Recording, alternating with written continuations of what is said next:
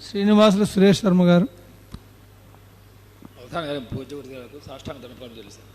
గురుగారు, ఈ అష్టాదశ పురాణాలు అన్ని కలిపి ఒకే వేదిక మీద చేస్తూ మీ యొక్క ప్రవచన మండపం గురించి కష్టం, క్లిష్టం, ఇష్టం, గురు సహకల్పం, దీని మీద ఒక చక్కని పద్యం వివరించగలని.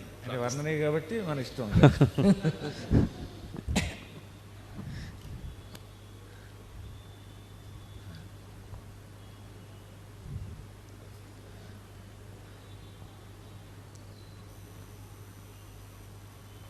అవధాని గారు, ఒక జంటకి పేరు బలం కుదరలేదని ఇంటి పేరు బలం బాగా కుదిరిందంటండి.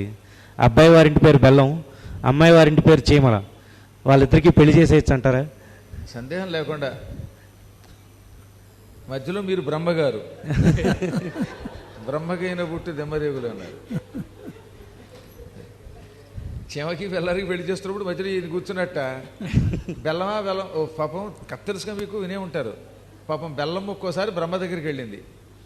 బ్రహ్మదేవ బ్రహ్మదేవ, నా కర్మ ఏమిటో, ఎక్కడికి వెళ్ళినా అందరూ నన్ను తినేస్తున్నారు, నన్ను రక్షించవారుగా, నువ్వు వెంటనే వెళ్ళకపోతే నాకే నిన్ను తినాలనిపిస్తుంది, వెళ్ళిరా అన్నట్టు. అలాగా ఈయన బ్రహ్మగారు. ఇక చీమకి ఏం దక్కుతుంది? మీరుండగా చీమకి ఏమైనా దక్కనిస్తారా, దోమకి ఏమైనా దక్కనిస్తారా? అంతా మీదే. బొజ్జే తిరిగిట్లా అని నేను అనలేదు, వ్యాసుడు అన్నాడు. అది శ్రీదయితుండు నిత్యము వసించు హసించు, శ్రీదయితుండు నిత్యము వసించు హసించు తరింపజేయు,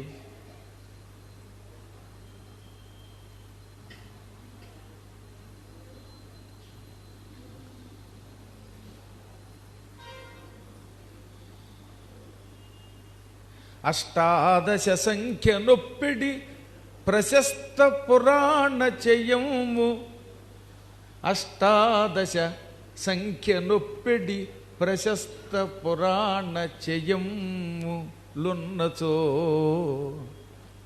ఉన్న చో అంటే ఉన్న చోట అన్నమాట. అక్కడ అష్టాదశ సంఖ్య నొప్పిడి ప్రశస్త పురాణ చెయ్యములున్నచో, ప్రశస్త పురాణ చెయ్యములున్నచో.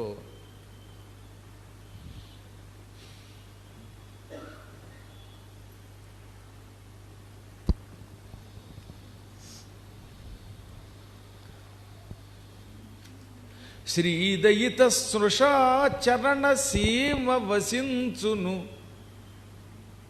తత్ప్రదేశ, శ్రీదయిత సృషా చరణసీమ వసించును తత్ప్రదేశ,